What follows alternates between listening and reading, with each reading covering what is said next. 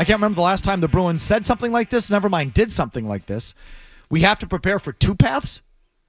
One is being buyers. The other is, and then he define retool. Softens it by saying somewhat of a retool. But what he obviously means there is two paths. One is being buyers. The other is being sellers. Correct. Couldn't bring himself to utter the word, but that's what he's talking about. Right, because the word has a negative connotation, means you're giving up. But the fact of the matter is you're really doing, think of it in, I'm not telling you anything you don't know, but think of it in these terms. You're either playing for now or you're playing for tomorrow.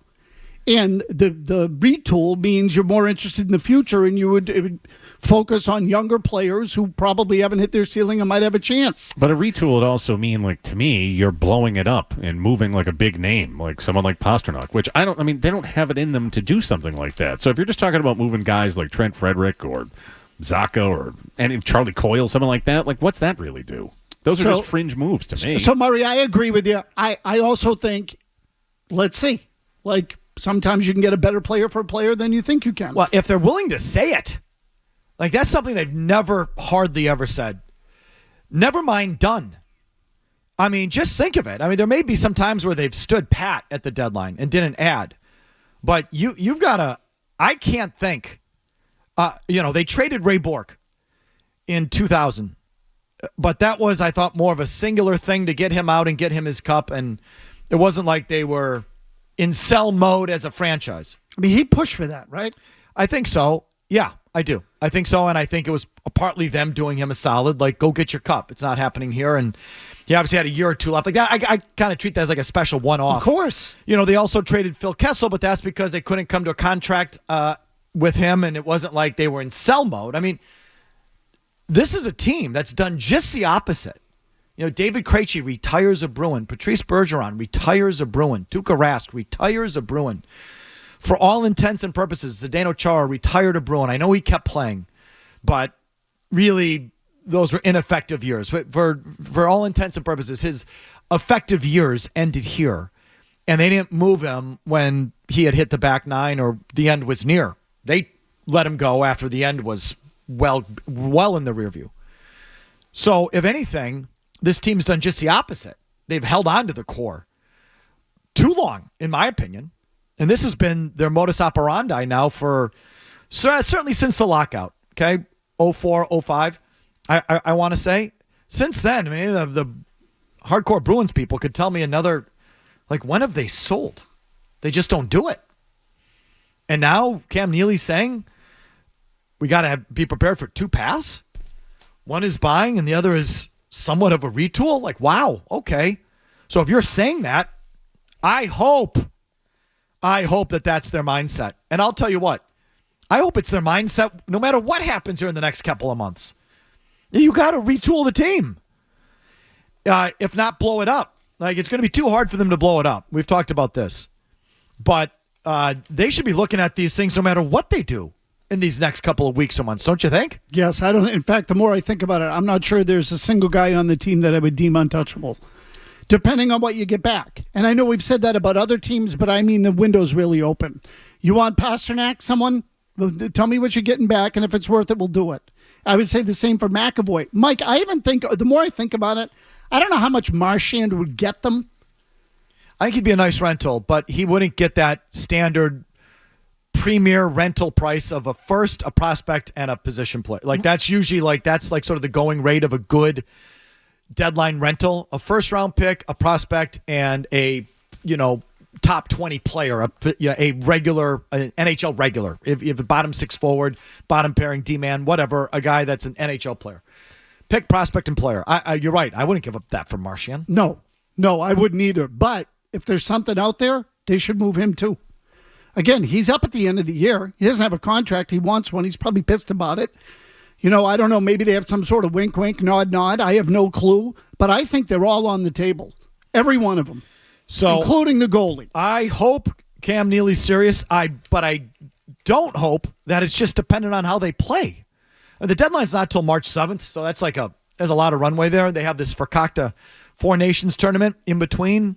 I guess there's no All-Star break. It's just this tournament, which is gonna, I don't know. He said it last night. Coming off the Four Nations, it's gonna be a race to the deadline. The Four Nations goes February 12th to the 20th, and then the deadline's the 7th. I just think they should be doing it regardless of how they play.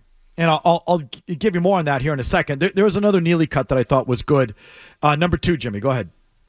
We honestly felt coming out of the offseason that, we had a better team than what we've showed on the ice, and maybe that's a product of us overvaluing, what we have, or just the start that we had was not expected, to be honest with you. We take a look at our lineup and we look at what the production could be from our group, and we know a lot of players had hit their high side last year, and so we weren't really looking at them to repeat that or to go above that, but we felt like we would be close to where some of these players were last year, and some are starting to get back to where they were. Others still need to pick it up a little bit. Okay, this is a big admission, and I hope they believe it, that they put too much, or he took some responsibility there, or the potential for some responsibility there in saying maybe we just overevaluated what we had coming back. Paraphrasing. Maybe it's a product of us expecting too much from what we had, which I would say yes. Yes. Expecting Charlie Coyle to be a second-line center has not been the right analysis from the start, or that Pavel Zacha would continue to give you, or, expecting this out of Zacha, expecting this out of Charlie Coyle, expecting, Morgan Geekie to be a second-line winger, or expecting Trent Frederick to really push to be that kind of player, or expecting Brandon Carlo to be a legit top-end NHL, I think they've overrated a lot of their players for a while. And I think they overrated some of the guys they brought in. And certainly Elias Lindholm being a number one center, like a off-brand Patrice Bergeron, he hasn't even been, I don't know how you would carry forward that analogy, but not even close to Patrice Bergeron. Not an off-brand, not even in the ballpark. And Zadorov, too. And Zadorov as well. So I don't know if it makes you feel any better that he's admitting it or allowing for that. It makes me feel a little bit better because they would take the first step towards rectifying it. Right. In other words, keeping it the way it is not the right move. Now, will they make the right, decision in terms of what they get back if they move some of these guys? And I don't know who they're going to be able to move. That I can't answer, but I think they've got to do something. Okay, so I gave this a TV tonight. I don't know if we're going to do it, but I'll just give you a little sample of it. I gave you Bruins trade tiers. Like guys I would move, guys I wouldn't, and certain. And we don't need we do Mazz's full tiers coming up on NBA players. Yeah. We don't need the music here, Jimmy. But my Bruins trade, where I would start, and there's only one name. Where do you think I would start? Swayman. Pasternak. Brad Marchand. Start with the captain. I think they have definitely, maybe the Celtics, as we've been discussing, but I think we don't know on the Celtics. I'm fairly confident with the Bruins. They have had internal problems this year. It's pretty obvious. Coach shoving the captain on the bench, the coach getting fired, just like there's been stuff that's in front of our eyes that we can see. Right. And never mind how they've played. I think Marchand's been at the center of it, where there's been little subtle back and forths between Marchand and Jeremy Swayman. There's been subtle back and forth with Marchand and other players. And so it's like, and I do think he would be a decent rental. So I think the right team, definitely. I think you would get something for him. If I was another team and fancied myself a real championship cup contender, and I could add Brad Marchand to my second line, second power play, and I think he'd be a nifty little rental. Now, I don't know if the Bruins are going to get a first-round pick and a prospect for him, but they've got to change the DNA. I don't think Brad Marchand has worked as a team captain. And I think he's done. I say he's done, but he's, certainly at the very tail end of his career. He's up for a contract, and I think they got to shake it up. And so I would start with Brad Marchand. Then I have a category, a tier that says first group on the block. First group on the block for me, Charlie Coyle, Pavel Zacha, Brandon Carlo, Hampus Lindholm. I'd let go of any of those guys. I'm with you on that. I think those are guys that I'd be willing to take a loss on, meaning a loss on the trade. Yeah. Just to clear contract. Mm-hmm. And I don't know what the upside is. Zacha has more upside than Coyle. I think Coyle is... We've seen the best of him. It ain't going to get any better. If not cashed, we're not going to get any better. I'm sorry. I just don't see it at his age and what he is. I've been waiting to trade Brandon Carlo for 3 years. Hampus Lindholm is kind of the same way. And so first group to me on the block, Coyle, Zacha, Carlo, Lindholm. Easy. I think those are easy guys to say goodbye to. Easy. Then I have a list. I've got a tier of some younger players with some questionable value. Questionable, meaning I don't know exactly what you'd get for these guys, but I don't know if they're the future, so do it. Frederick is an easy one. Again, he's coming up on a contract. He's just restricted, I think, but they haven't signed him, and we haven't signed a guy going into his walk year. It usually means he's going to walk. And so I think Frederick has clearly been on this list to begin with. Fabian Lysell, I'm willing to trade. It's like, at this point, he should have popped. He at least should be here for cups of coffee, and he barely is, right? Definitely. Like, at what point do you say, all right, that's not it? Maybe you can get someone to overpay for someone who's supposed to be a prospect, but just isn't. And enough. And then just to, Brazeau, I know you shouldn't care about that, but sell high on a guy that wasn't even thought to be an NHL player and is somehow on your power play. Then I have a list. If you really want to shake it up, and I do, this one's easy. All 3 levels. Swayman, Pastrnak, McAvoy. Yep, those are the 3 big ones. Give me someone you really want to shake it up and clear your books. Take someone off that list. Your 3 pillars at all 3 levels. Swayman, Pastrnak, McAvoy. I think McAvoy we haven't spent enough time on him. I think he's been trash this year. He hasn't been good since he signed his contract, frankly.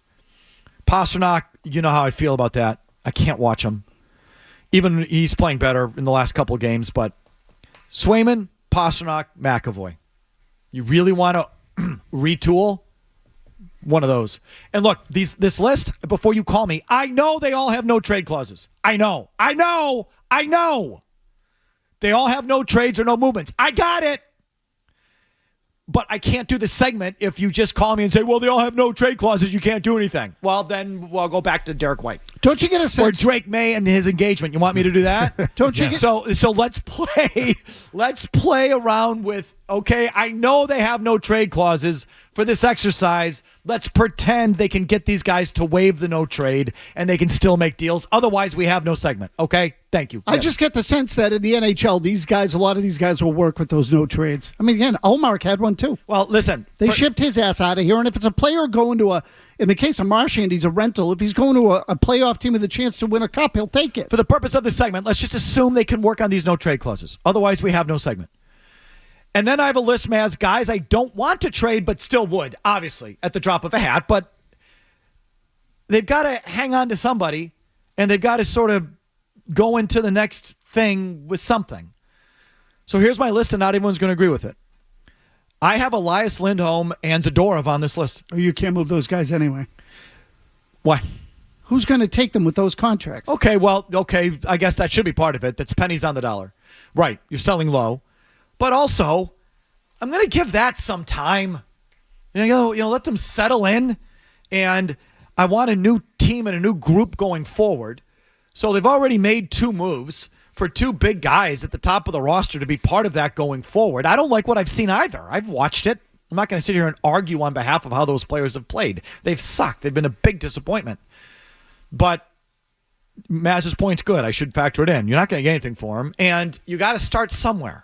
So I'm going to keep those guys.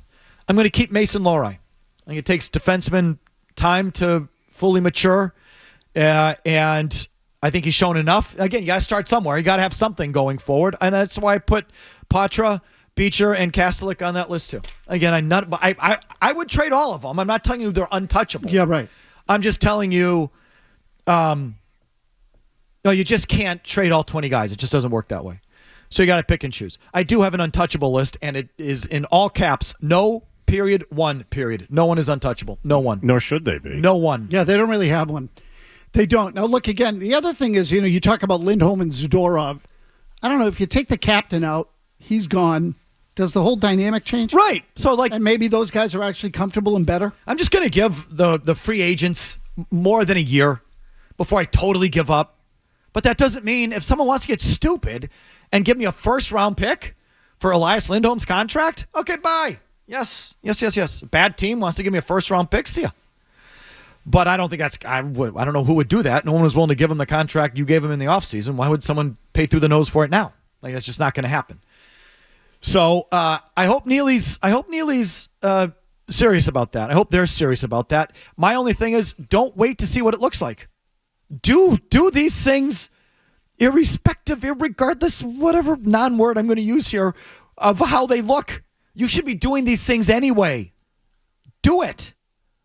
Change your team. I think they're headed there. Okay, it's about time. Neely doesn't say that last night if they're not already leaning that way. Like, I don't think this is a coin flip, let's see. I think that was a little bit of a warning. We're leaning this way. We're going to do something. We have time, and he's just throwing it out there. I do wonder if on a couple different levels they're starting to get at least how their comments play a little bit. Neely sort of taking some, or maybe we overvalued what we had coming back. That's an admission. He's not just blaming the players. He's not just blaming the coach. He's putting some on him and Don. And then Charlie Jacobs said something last night that has me wondering, he's starting to get it a little bit to himself, maybe just maybe just a little bit. The beginning of the comment is, since Sweeney's taken over, we've been to the playoffs 8 of the 10 years. There's only one other team in the league and I'm not saying that that's what we're basing it. We're basing it on Stanley Cup. He stopped himself. Oh, yeah, it was in the middle of the cup, Mike. We've made the playoffs 8 of the 10 years. There's only one other team, and by the way, listen. Yeah, he realized, right? We're just happy with making the playoffs, is what he sounded. They finally get how it sounds when they say, well, do you remember Peter Chiarelli? I believe this was either after, I think it was after they blew the 3-0 lead to Philadelphia. It was. You become, at the time, I think it was the second team in NHL history or the third team in the history of professional sports to blow a 3-0 series lead and lose a 7-game series. And Peter Chiarelli said this. To lose the way we lost is disappointing in the second series, but I can't ignore the fact, I don't want to highlight it, but I can't ignore the fact that in the last 2 years, I think there's been 5 teams. We're one of 5 teams to have been in the second round both years. Oh, don't you feel better, Bruins fans? You're one of 5 teams to make the second round 2 straight years. Woo! Wee! Dan Duquette, more days in first place. So Charlie Jacobs last night starts this thing, hey, we're only 1 of 2 teams to make the playoffs the last 8. And I'm not judging it on that. He immediately caught himself and tried to correct it. But as we like to say, the cat's out of the bag. And if you listen to the idiom segment on Friday, you know where that came from. The cat was out of the bag when he said, we've made the playoffs 8 of the 10 years. There's only one other team, and by the way, listen. Listen, by the way, that's not what we're aiming for here. So he's starting to get it, how that plays publicly. Unfortunately, I still think that's just in their DNA, that they want to be a playoff team. Just because people have, and rightfully so, high expectations here doesn't mean they're now going to pivot and change the fact that they're just happy with making the playoffs. That's just the way that they are. And by the way, I'm not totally opposed to that. I'm sort of a make the playoffs guy. I'd like you to win more than they've won for sure, but I do think it starts with making the playoffs. And I think there's some merit in being a year in, year out playoff team in every sport but basketball. Like any other sport, I think I'd rather be a playoff team than a non-playoff team. So I'm glad they're a playoff team. I don't totally hold that against them. And they're finally understanding how it's playing. When they say it, then when they promote it, you can't promote it like that. It's one thing for me to say it. They can't say it. And Charlie's starting to get it. But how serious are they about retooling? I hope they're serious. If you like that clip, check out more videos from Felger and Mazz here. For more Bruins analysis and opinion, hit this playlist. And for all the latest from the Sports Hub, download the app at 985thesportshub.com.